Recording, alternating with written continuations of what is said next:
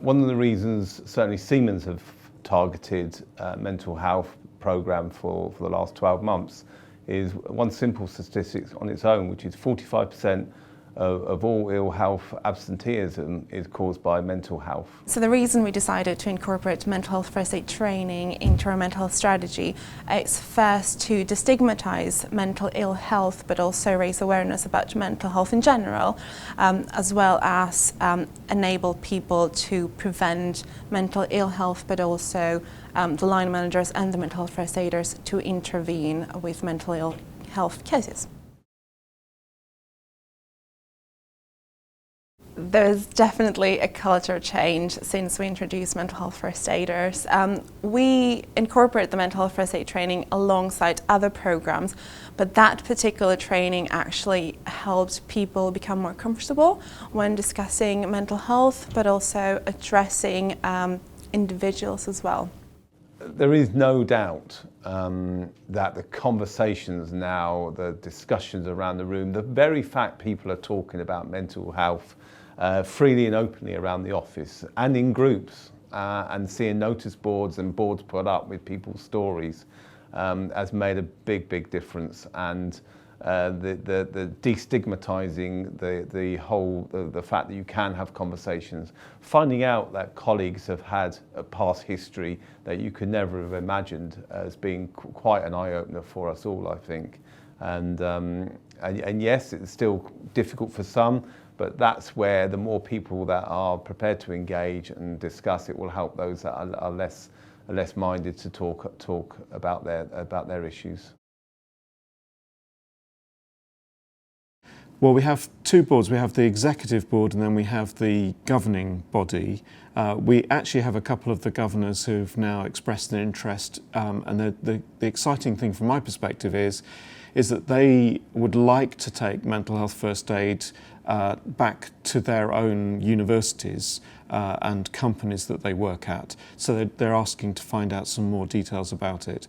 But in terms of our own executive board, yes, they've I think all bar a couple have now had the opportunity for the training.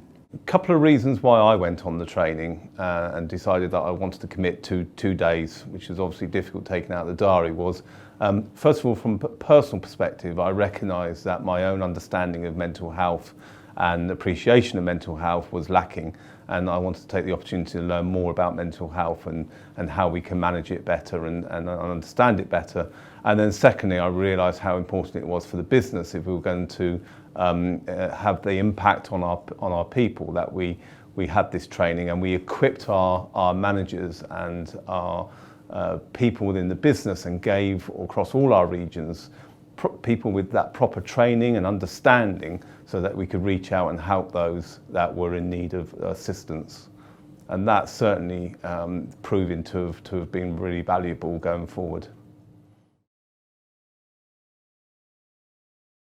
So the way we've tried to implement the training within our organisation is that we've picked on people who are generally sociable people and people who are dealing with the staff in their day-to-day job. And we've identified them as sort of champions of mental well-being. They're the first group of people we're trying to train to get people talking about the subject. We're now spreading that out to a wider audience, and we're picking more of our operational managers, but also we recognise the need for compliance training and awareness training for our senior managers so that they get a better understanding of the issues. We had quite a lot of people coming forward to become mental health first aiders, but we chose the people who had a certain package of communication skills, including certain listening skills, and they were a little bit more approachable in comparison with others. The thing that had the biggest impact on the organisation were the personal stories. So having people talking at our all-staff meetings in front of everyone about very personal experiences of mental health and really talking about the details of that. I think that really brought it home for people, and that started to change the culture in terms of people thinking that this is something that it's okay to talk about. That's really opened it up. I think that's allowed a lot more conversations to then follow from that afterwards. Yeah. We have a range of posters on our T-points which will not only give information about the employee assistance plan, the private medical insurance and things like that, but they've also got images of the mental health first aiders, how to contact them and that kind of information. We also have it on our Trust intranet, so you can just search Mhfa and you can contact anyone, phone, telephone, email. We created special mental health first aiders badges for our mental health first aiders, and they are currently located on their desks, so they can be very visible, so people can actually get in touch with them whenever they feel necessary. I'd certainly encourage you at least have one board member to attend the training themselves, because then they can help the rest of the team to understand what the training gives and how much support it can provide to the business. It also, more importantly, that one person then acts as a figurehead for the rest of the mental health first aiders, so they feel supported right at the very top of the business. So we have quarterly meetings, so we can share ideas, discuss about any cases that we found particularly challenging. Aside that, we've got a share email account, a strictly confidential email account where we can share ideas and seek support from each other. On top of that, we also have very strong links with our employee assistance provider, not just for our employees, but it's also for the mental health first aiders to seek support and advice whenever necessary. So a lot of the measuring of success here in terms of how mental health first aid has affected us, there are numerous ways you can measure that.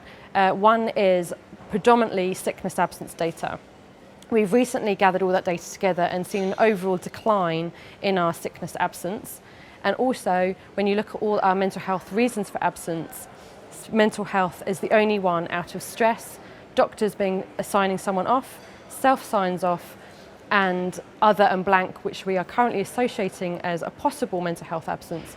Mental health self-sickness certification is the only absence that is currently going up, but overall sickness is in decline, which for us is a massive indication of where we've come. We've also got really good data from our employee assistance program and occupational health provider about the amount and the increase of cases they've been receiving and dealing with successfully. We keep a spreadsheet actually. The spreadsheet logs in the number and the nature of cases the mental health first aiders are dealing with.